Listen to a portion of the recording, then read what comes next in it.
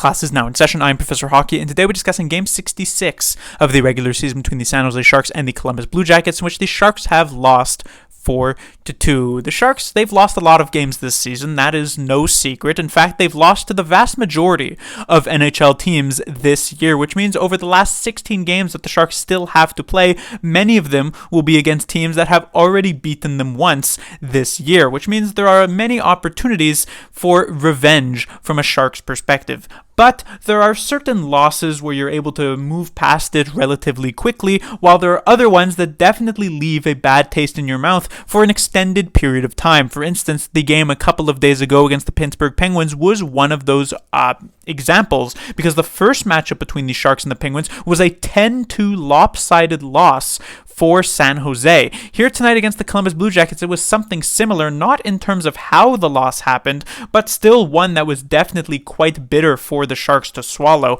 as it was a 3-3 game looking to be destined to head into overtime before Boone Jenner for the Blue Jackets would score the game winner in the dying seconds of the third period, leaving the Sharks without any happiness left, no points at all there for them in the standings. So the Sharks a chance here tonight to redeem themselves a bit, but unable to actually do that, at least on the scoreboard, as the Sharks do end up losing this game once again in regulation to lose the season series 2-0 to Columbus. The good news, on the other hand, however, for San Jose is that in terms of actual play, the Sharks looked quite good, and this was one of their better games since returning from the All-Star break, which for the Sharks players is not going to be any sort of happiness there. There's not going to be anything that they're going to rest on in a season that has been filled to the brim with losses, and this is yet just another one on the pile.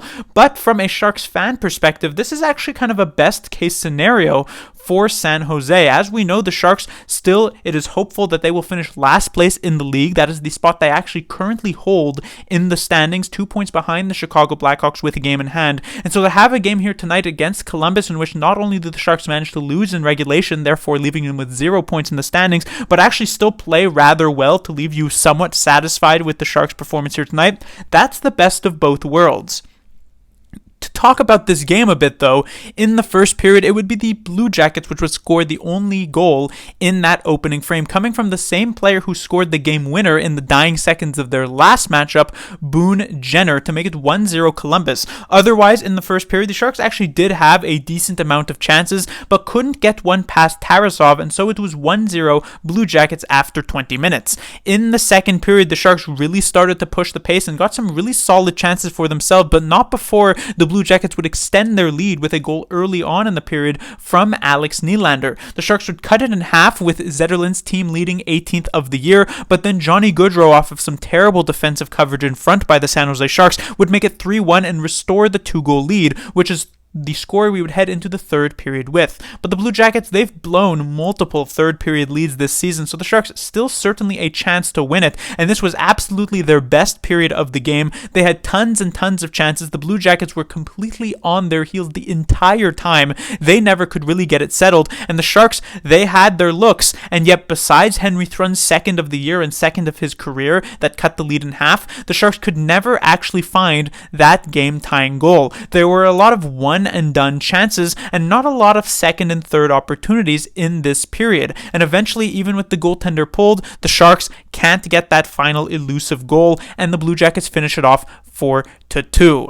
Moving on to the players to talk about, we have the top line of Zetterlund, Granlund, and Barabanov. Now, this may have started the game for the San Jose Sharks as the top line, but it did not finish it. In fact, David Quinn not only put all the lines and defensive pairings into the blender here tonight, but pressed the pulse button many, many times over as players were jumping up and down the lineup throughout the night. The first line was no exception to that rule. So Zetterlund and Granlund and Barabanov all together at the start and not together at the end. This is because Barabanov got the demotion down to the fourth line. This is because through the first couple of periods, you practically did not even notice he was on the ice at all. He has been pretty good over these last few games, certainly more noticeable than he had been previously this season, but this was definitely a bit of a return to the norm this year for Barabanov, just not really making any sort of impact. But on the good side of things, is that usually when a player gets demoted, and a pretty far demotion, like from first line to fourth line, they finish off the game not really doing anything, and that's that. But Barabanov, he had a couple of shifts with the fourth line in the third period, and actually looked quite good, even came very close to scoring on one of those shifts. So it was nice to see that maybe with a bit more open space and a bit lower level of competition, considering this line was frequently on the ice against the likes of Goodrow and Jenner and these types of players for Columbus, it was nice to see him actually find some success. I don't know if that will necessarily mean he's locked in a spot on the fourth line, or as we move into the next game, he'll go right back to the first line. We shall see. But at the very least, he finished the game off quite strongly. When it comes to the two other players here, Zetterlund and Granlund, honestly not the best performance from them, especially when you consider their last game against the Pittsburgh Penguins, where in particular Granlund looked quite good. Here tonight, not exactly a ton doing. He had that very nice play that led to the Zetterlund goal, but outside of that, it was kind of muted performance here for Granlund. Not anything terrible, but certainly not all that great either.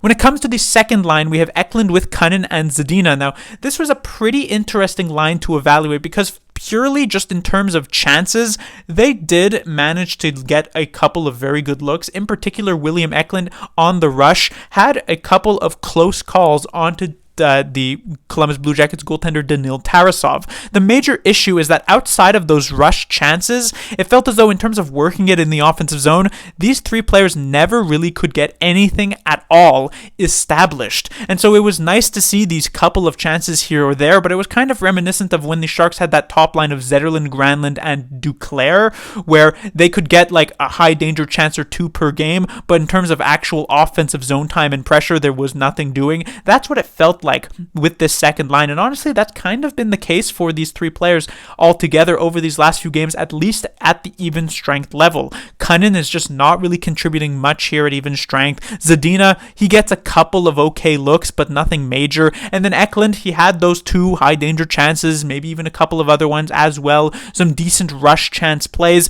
but in terms of working it in the offensive zone, not immensely apparent, I would say. So at the end of the day, still a positive performance for these three players on the second line, but maybe not as great as you might hope for. When it comes to the third line, I should also mention that the second line, this was the only one that didn't undergo any changes on the night. But when it comes to the third line, we have Sturm, Bordeleau with Kostin. Now, Kostin started the game on the third line, but he was the one promoted up to the first line in favor of Barabanov. This felt much more like a Barabanov demotion compared to a Kostin promotion, because while he had been having an okay game up to that point, it's not as though he was just making plays left and right when he was on the ice with the third line. And so when he got jumped up to the first line, still looked decent, but nothing outstanding. Didn't end up getting a point here tonight either, so the mini point streak that he was on with the San Jose Sharks also comes to an end. Still a decent game, but like a maybe 5 or 6 on 10 performance for him. The player who really stood out once again on the third line for San Jose was, of course, Thomas Bordeleau, who continues to just be so impressive for the San Jose Sharks from an offensive standpoint, making some really good things happen in the offensive zone. In fact, he was actually the player credited with the most high danger chances of the game, with 4 of them at even strength here tonight. But it is not just even strength offensive time. His defensive play was actually not all that bad. He didn't even have to play much in the defensive zone at all in this game. Mostly his shifts were playing in the offensive zone. That is partly because he started a lot of them in that area, but also because he's just good enough to not really to sort of push the pace, keep the Blue Jackets hemmed into their own zone to the point where the puck does get cleared. The Blue Jackets have to go off for a line change, and they don't really get the pressure anyway. But even in like the couple of situations, we saw Bordeleau in a one-on-one type of play with, I believe it was Brendan Gaunce of the Blue Jackets, a player significantly bigger and more imposing than Thomas Bordeleau, and yet Bordeleau wins that 1v1, knocks down his man, prevents any sort of chance from happening, and kills off any opportunity for Columbus. So that was quite nice to see. And then also on the power play, the first couple of chances for the Sharks when he was in his usual role, which is like net front near the side, nothing doing there. But then they had one power play in the latter part of the game where he ended up playing in a more flex type of role near the blue line, not as the power play quarterback, but more supporting the power play quarterback, in this case Kalen Addison. And he set up a ton of great chances that came very, very close to actually scoring for San Jose. So that was quite nice to see. Generally, a very effective game for Bordeleau. Definitely one of the Sharks' better forwards on the night, if not perhaps even the best forward for San Jose. I don't even think that that's so far-fetched to say. Then we get to the fourth line for the Sharks. We have Carpenter, LeBanc, and Bailey. As I mentioned, Barabanov eventually joined here on the fourth line. This is because Bailey jumped up to the third. I would say Bailey had a pretty solid game. Nothing fantastic. It's not as though he was just apparent on every single shift that he had, but he looked quite good, and I would say worthy of the third line promotion, though I'm not sure if that should be a long-term thing. We've already seen an experiment of Bailey on the third line, and it didn't really amount to anything. Otherwise, though, as I mentioned earlier on, once Barabanov joined this fourth line, they actually looked pretty good, and the player who stood out the most to me in that third period from this fourth line was actually Kevin LeBanc. He had a bit of a battle, so to speak, with Giovanni Smith last game when the Sharks went with a 13-5 setup at forward and defense, and LeBanc ended up winning out in that war, I guess, in being able to get more ice time, and because of that ends up getting the lineup spot once Jacob McDonald returned here tonight. And he had a couple of really nice looks, he even had an assist on the Henry Thrun goal here tonight, and this is very important for LeBanc. He walks an extremely thin line in the lineup for San Jose. David Quinn, when any other player, if they put up just an average to even slightly bad performance, they immediately get their spot in the lineup stamped in for next game. With Kevin LeBanc, if he's anything short of really good, he's immediately tossed to the side without any second thought, and so LeBanc needs to be at this level, needs to be very engaged, and I thought he actually kind of was here tonight, and so he should probably, at the very least, I would say, get another look tomorrow next game. Then we get defensively. This is where there were a lot of changes for San Jose. This is primarily where we saw much of the lineup shuffling. At the start of the game, it was Addison and Burrows swapping place. Burrows was paired with Ferraro for last game, but he did not look good against the Penguins compared to Addison, who looked okay enough against Pittsburgh, which means he gets that top pairing time, but it did not last throughout. Ferraro would eventually be reunited with Burrows around halfway mark of this game, and then after that would end up playing with Thrun on a pairing near the end parts of the third period. So a lot of changes there, but it really goes to show how fluidly the Sharks actually treated their defensemen here tonight in particular. None of the 6 players eclipsed the 20-minute mark in terms of ice time, and the difference between the most played defenseman and the least played defenseman was only about 2 minutes. So this was not so much of a first, second, and third defensive pairing, but more like a 1A, 1B, and 1C type of defensive pairings.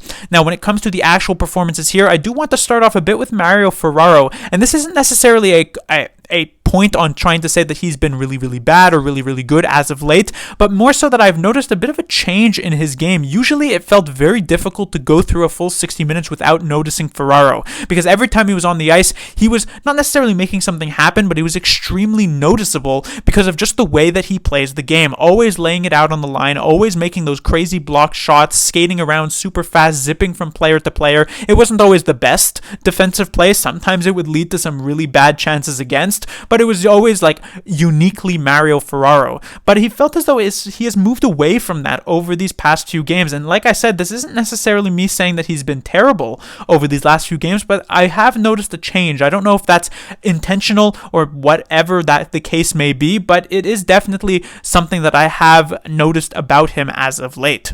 When it comes to another player to mention for their performance here tonight, that has to be Henry Thrun, perhaps the most standout defenseman for the San Jose Sharks on the night. He looked quite good from a defensive perspective. Didn't have to defend a ton because the Sharks were the better team for the majority of this game, I would say, against the Columbus Blue Jackets. But when it came to actually defending, was making a lot less mistakes than usual. But it was offensively where Thrun definitely showed up, making some smart passes, scored a goal, which was his second of his career, and even just getting some good shots on net. If there's one thing that I do want to see from an offensive perspective here for Henry Thrun is slightly more patience near the blue line. A lot of the times he would be taking these shots without much traffic in front, as he just does not give enough time for his forwards to actually get into position to screen the goaltender. But at the very least, you're still moving the pace forward, you're still keeping things in the offensive zone, you're still making things work here offensively for San Jose. So I thought it was definitely a very positive outing for Henry Thrun. On the other side of things, I would say McDonald was probably the worst defenseman for San Jose. It felt as though through the first 10 minutes of this game, he could barely even handle the puck. Every time he touched it, he would either fan on the pass, fan on the shot, break his stick, something of that nature. That was just not looking good. He did get better as it went on, at least from an offensive perspective. Even had a couple of really good looks right near the end of the game where he could have had the opportunity to tie it up at 3. But defensively, he definitely had major issues here tonight. And like I said, probably one of the worst defensemen for the Sharks on the night. And then finally, when we get to the goaltender, we have Magnus Krona for yet another start in a row. This is kind of for the lack of a better option. Kakinen was traded. The player who they acquired from him, Vitek Vanacek, is injured for the rest of the season. Blackwood remains on the IR. I have no idea what's going on in that situation. So Krona really, that's your major option here, and I thought he had a pretty decent game here tonight. Nothing outstanding or anything like that, but lets in just 3 goals. The only one I'd say he maybe could have had was probably the Nylander one, and perhaps an outside shot on the Goudreau one, though that was definitely still rather bad, or rather hard to do, and just more so really bad for his defense in front of him. A combination of both Burrows and McDonald combining horribly, leaving Goudreau all alone in front. So Krona, he only gets 2 goals of support here. 3 goals is not the best, but also not the worst in today's NHL, and so decent enough middle of the road game for him. But that will do it for this review. The Sharks will be back in action tomorrow, where they'll be taking on the Chicago Blackhawks in one of the most important games of the season thus far. As I mentioned earlier on, the Sharks, they do hold on to the last place spot in the league with 39 points, but with 1 game in hand on the Chicago Blackhawks, who are only 2 points ahead of them. In the case in which the Sharks win in regulation, they once again pass Chicago and move into their own 31st spot due to that game in hand. On the other hand, though, if the Blackhawks win in regulation, the Sharks will be 4 points behind them with a more solid hold on the last place spot as we move into the last few weeks of the regular season. Importantly, it is obviously enough to mention that the Sharks in their first matchup against Chicago did lose in overtime against them, or I believe it was in shootout, but notably, it must be said that the Blackhawks did not have their ace in the hole, the ace up their sleeve, or whatever idiom you would want to say. They did not have Connor Bedard in the lineup for that game, and he is obviously their best player by far already, even in his first year in the NHL. So he will be a major difference maker in the rematch here between these two teams, and should give the Sharks a pretty good chance to lose, which is in their best interests. Class dismissed.